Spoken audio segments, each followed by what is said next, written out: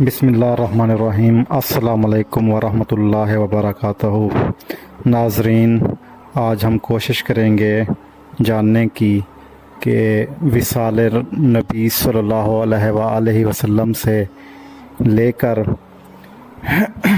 Karbala का वाक़या और खाना काबा पर हमला और यजीद के अंजाम तक तमाम वाक़यात की डिटेल जानने की कोशिश करेंगे। हमने इनको 6 हिस्सों में तकसीम किया है, यानी कि 6 एपिसोड इसके हमने बनाए हैं। तो हम जानने की कोशिश करेंगे कि आप सल्लल्लाहु अलैहि वसल्लम के विसाल से लेकर खाना काबा पर हमला और यजीद के अंजाम तक कैसे कैसे फितने पैदा हुए, क्यों मसाइल शुरू हुए, इन तमाम वाक़यात की डिटेल आप इन 6 एपिसोड में देखेंगे।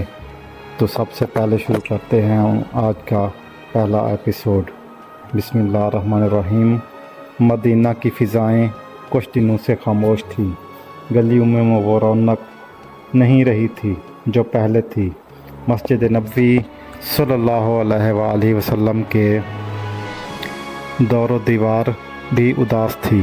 सहाबा इकराम के चेहरे परेशानी से भरे हुए थे, क्योंकि मदीना का चिराग अल्लाह के आखिरी नबी मोहम्मद सल्लल्लाहु अलैहि वसल्लम शदीद अलील थे।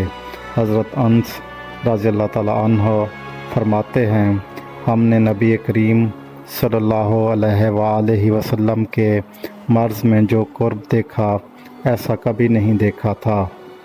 नबी करीम सल्लल्लाहु अलैहि वसल्लम के घर में हज़रत आयशा की गोद मोहब्बत से भरी खिदमत और हज़रत फ़ातिमा की आंखों में आंसू, ये सब गवाह थे कि वक्त करीब है। एक दिन नबी करीम सल्लल्लाहु अलैहि वसल्लम ने फरमाया, मेरे पास लाओ, मैं तुम्हारे लिए ऐसी वसीयत लिख दूं जिसके बाद तुम कभी गुमराह न हो। लेकिन वहाँ कुछ इख्तलाफ हुआ। कुछ सहाबा ने कहा कि नबी करीम सल्लल्लाहु अलैहि वसल्लम पर बीमारी का गलबा है। कुछ ने कहा हमारे लिए कुरान काफ़ी है। ये एक नाजुक लम्हा था। नबी करीम सल्लल्लाहु अलैहि वसल्लम ने खामोशी इख्तियार की। अगले दिन नबी करीम सल्लल्लाहु अलैहि वसल्लम की तबीयत कुछ बेहतर महसूस हुई। उन्होंने हज़रत अबू बकर रज़ियल्लाहु ताला अन्हु को हुक्म दिया कि नमाज़ पढ़ाएं। ये पहला इशारा था खिलाफत की जानिब।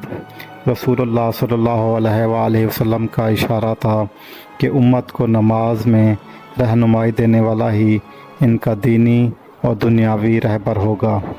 हज़रत अबू बकर रज़ियल्लाहु ताला अन्हु नबी करीम सल्लल्लाहु अलैहि वसल्लम के हुक्म से मस्जिद में इमामत करते रहे।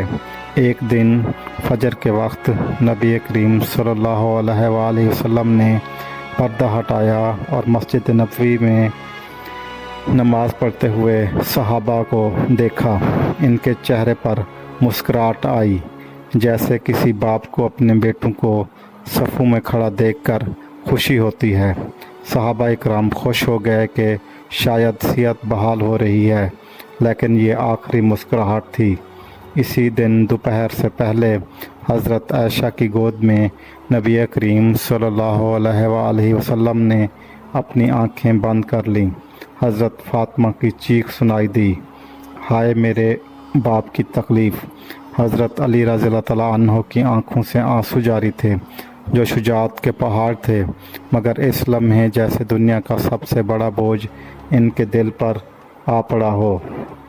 हज़रत बिलाल अज़ान देने गए, मगर अशहदु अन्ना मुहम्मद रसूलुल्लाह कहते हुए रुक गए। इनका अगला बंद हो गया जुमला और वो रो पड़े। मदीने पर गम छा गया। सहाबा ने नबी करीम सल्लल्लाहु अलैहि वसल्लम को गौसल दिया। हज़रत अली रज़ियल्लाहु ताला अन्हु, हज़रत अब्बास, हज़रत फ़ज़ल बिन अब्बास ने तदफीन में हिस्सा लिया। नबी करीम सल्लल्लाहु अलैहि वसल्लम को इनके घर में ही तदफीन की गई। अब उम्मत एक नया दौर देख रही थी। नबी सल्लल्लाहु अलैहि वसल्लम के बाद कौन? सकीका बनी साइदा में انصار اور مہاجرین جمع ہوئے۔ کچھ لوگ حضرت علی رضی اللہ تعالیٰ عنہ کو رسول اللہ صلی اللہ علیہ وآلہ وسلم کا قریبی ہونے کی وجہ سے بہتر سمجھتے تھے، مگر حضرت ابو بکر رضی اللہ تعالیٰ عنہ نے فرمایا، رسول اللہ صلی اللہ علیہ وآلہ وسلم نے نماز میں مجھے آگے کیا تھا، میں اس امت کا خلیفہ بننے کا اہل ہوں۔ حضرت عمر رضی اللہ تعالیٰ عنہ نے ابو بکر کی بیعت کی اور سب نے ان کی پیروی کی۔ حضرت علی رضی اللہ تعالیٰ عنہ کچھ دنوں بعد بیعت کے لیے آئے تاکہ امت میں اختلاف نہ ہو، لیکن حضرت فاطمہ کا دل زخمی تھا۔